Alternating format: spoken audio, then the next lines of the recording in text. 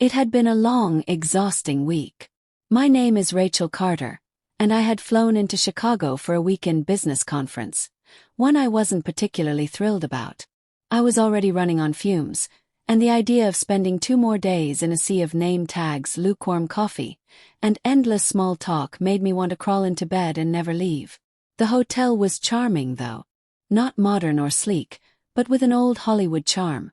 Faded velvet curtains, brass doorknobs that had been polished by decades of guests, and wallpaper that whispered stories from another era. I checked in late Friday night, barely keeping my eyes open. My only plans were to order some overpriced room service, maybe catch up on emails if I had the energy, and then collapse into bed. Room 502, I repeated to myself like a mantra as I dragged my suitcase down the dimly lit hallway. My heels clicked against the vintage patterned carpet, each step echoing in the quiet.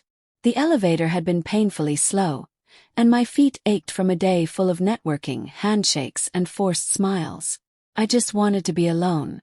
I reached what I thought was my room, swiped the keycard, and heard the satisfying click of the lock. Without thinking, I pushed the door open, and everything went sideways. Soft lighting filled the room. Gentle jazz music floated from a Bluetooth speaker perched on the dresser. Candles flickered on the nightstand, casting a warm golden glow across the bed.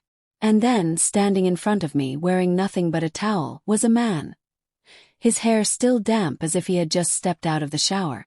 Beside him, a woman in a silky robe sat casually on the edge of the bed, holding a glass of wine.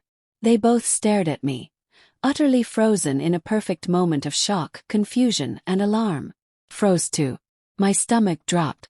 "Oh my God, I'm so sorry," I gasped, stumbling backward. I slammed the door shut before they could even say a word, my heart pounding in my ears. My face burned with embarrassment as I stared at the door, breathless. Then I looked up. Room 504. Not 502. I had walked into the wrong room. Mortified, I hurried down the hall, finally finding the actual 502.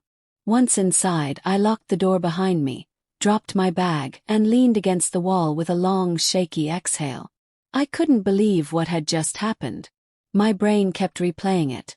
The startled faces, the jazz, the candles. It was like I had walked in on the opening scene of a romantic movie. Only I was the uninvited extra. I didn't sleep well that night. Every creak in the hallway made me jump.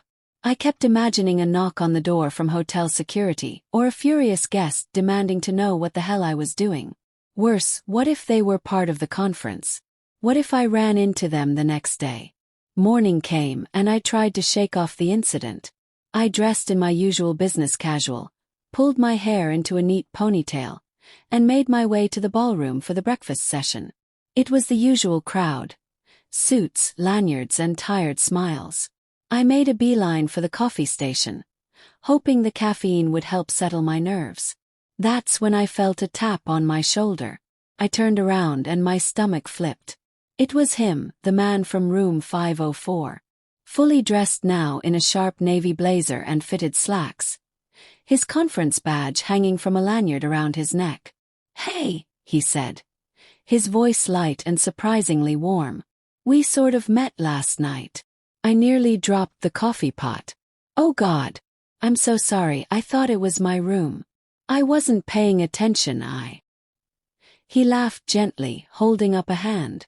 "It's okay. No harm done." He offered his hand. "David, by the way. David Parker." I managed a shaky smile. "Rachel. Rachel Carter." "Nice to meet you, Rachel Carter," he said with a grin. "Officially this time." He poured himself a coffee, leaning casually against the counter. "I won't lie, you scared the hell out of me. But it was a pretty funny surprise." I laughed, nervously but genuinely. "I promise I don't usually barge into strangers' rooms." "Well," he said, his eyes twinkling, "you do make a dramatic entrance." We talked for a few more minutes about the conference, our jobs, where we were from. He was a software consultant based in Austin. I worked in marketing out of Boston. To my surprise, the awkwardness faded faster than expected. Later that afternoon, I spotted him again during one of the breakout sessions. He waved, then gestured to the empty seat beside him. I hesitated just for a second, then sat down. And it felt easy, natural. That evening, after a long day of sessions and speeches, I returned to my room and found a small envelope slipped under the door. Dinner. Lobby at 7, David. I stared at the note for a long moment. My first instinct was to say no. I didn't mix business with personal. It was a rule I'd always followed. But then I remembered his easy smile, the way he hadn't made me feel stupid about my mistake, how effortless it had been to talk to him. So I said yes. Dinner was at a cozy little Italian place 2 blocks from the hotel. We ordered wine, laughed about our ridiculous introduction, and talked for hours. I learned that David had a teenage daughter, shared custody with his ex, and hadn't dated seriously in a while. I told him about my dog, my love of old movies, and how much I hated business travel. By dessert, it felt like we'd known each other longer than a day. We walked back to the hotel slowly, the city lights shimmering around us. When we reached the elevator, there was a pause. Neither of us moved. I had a great time, I said softly. Me too, he replied. And that was it. No pressure. No awkward kiss. Just 2 people who had stumbled into something surprising. Maybe even something real. The rest of the weekend flew by. We shared lunches, sat next to each other in panels, even skipped one session to walk along the river.